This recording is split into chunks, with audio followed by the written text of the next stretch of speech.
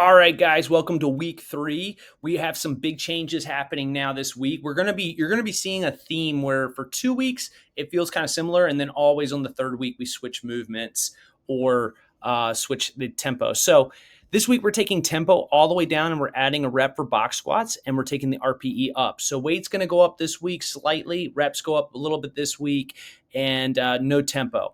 We're going to go back to a giant set, but we're switching all the movements this week to a pronated pull up, which is a little bit more challenging, 3 to 5 reps, and then 10 supinated barbell rows.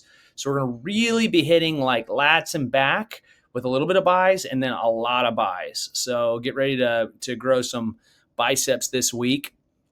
We're going to be doing a 4 round for time, single under jump rope, 25 dumbbell walking lunges, 12 alternating V-ups, okay?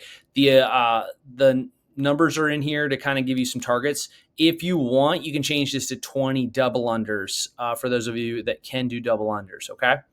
On Tuesday, we are going to change a little bit here. You'll see in the notes, we're going 3 to 5 reps banded sumo deadlifts, add 5-10, but we're going to go seated box jumps. So we're going to do a dynamic seated box jump. So if you have a bench that you can pull, notice that the key here is to lift feet off the ground, and then as soon as they hit, go right into the movement. So you'll watch that in the video.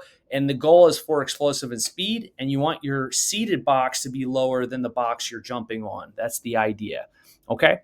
We're going to be doing pause and explode work this week. So 10-minute EMOM, 2 reps at 60% with a 1 to 2 second pause on the chest. So we're coming down, we're holding 1, 2, then explode up. And so we're just working at really exploding out of the bottom with a dead stop on the bench press this week. So not real heavy. Again, working that. We're changing our accessory movements to 2 new ones for our superset this week. And then we have a new core finisher that we'll be adding in. And the goal here is just to give you some variety in these little finishers to get a little excitement. We'll build on this next week for week 4, and then we'll change those movements again. And then you'll start noticing that we're actually going to start changing some of our formal lifts a little bit as we move down, especially on Friday. All right, we're going to go into an EMOM style for 40 minutes here. Slam balls, dead bugs or hollow holds, goblet squats, and box jumps, row or run. If you have a rower, I added it in, but I like to keep run because I did sell this program basically for people who did not have a lot of equipment. All right, but feel free to use those in there. You can cut this down, guys. Wednesday is not supposed to be an all out. It's supposed to be kind of a zone 2, maybe hovering a little in zone 3, but try to stay in that zone 2 as much as you can. It's difficult to be conscious of staying in that, but that's what we're shooting for on this. But if you need to cut the volume down because it's a little bit much for you, I would suggest doing somewhere between 25 and 30 minute EMOM. So just take 10 minutes off and then try to get that done. Okay, this week for our plyos and speed work on Thursday, we're going to be doing goblet rear foot elevated cyclist split squats. All right. And this is really good for those of us who just don't have great mobility, but also puts a ton more pressure on that quad. And then single leg lateral burpee plate hops. Okay. So this is just another way to kind of add in some speed work. You can kind of see the video. New to the game. Hop off the plate. You're going to do 10 on one side and then 10 on the other. We're going to work a little bit of lateral movement, right? Really good just to kind of feel that athletic lateral movement. For those of you who come more from a functional fitness or CrossFit background, right? We don't do a ton of lateral, so you'll feel these pretty good. All right, banded pedally row. All right, we're going to be trying to get a little bit heavier. Hold 1 second at the top this week. So again, just like we're doing that with the bench press, 1 second hold, it's speed up, hold, then right back down, speed up and hold. So that's going to keep you from getting too heavy.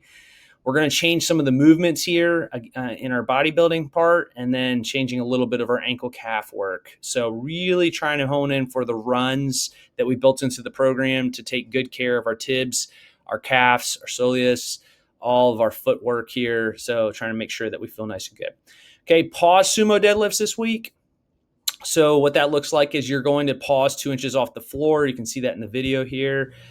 So she's going to come down. She's going to have a good brace. Pull there, hold for just 2 seconds to a second, right at that 2 inch marker. So she come up, hold, then pull. right? And it's just really good bracing work here is what we're working on. All right, our bench press density work, we're going to do a 3-minute max, rest, 2-minute max, rest, 1-minute max, rest, 30-second max. All right, just kind of expanding a little bit more density time this week, but making it a ladder down. Okay, and then we have just a fun sprinter workout, 21:15:9, should be quick. Not too quick, obviously, but because the box jumps are going to slow you down quite a bit, but it's hinge, press, hinge, right back into hinge. So you expect your hamstrings and glutes and your posterior to just kind of blow up a little bit here. And then as we get into our run here, we're going to be doing some more tempo runs. So you'll do 5 minutes steady state, 1 minute walk. Okay. If you want to and you have a rower, you can do this on the rower, right? This is, you can, if that's what you want to get good at. I just, again, designed this for people who I didn't think would have much equipment. So I wanted to keep it more running based. Our educational video this week will be the power of walking. Got good questions in there for you guys. I want you to go over. So make sure that you take that. This is one of the key things that I have people lose weight and change their body composition with. It's not getting to the gym more. For most of you, you guys do a great job of that. That's fun for you. It's just making sure consciously outside of the gym, you're doing a little bit more walking. So keep that in mind. There's some good research I threw in there. It's a quick video, and it'll be some good thought-provoking for you to try to take and add into your arsenal of how to get healthy, fit, and feel like an athlete again. Have a great week. Again, I'll be reaching out tomorrow, so look forward to hearing from you guys.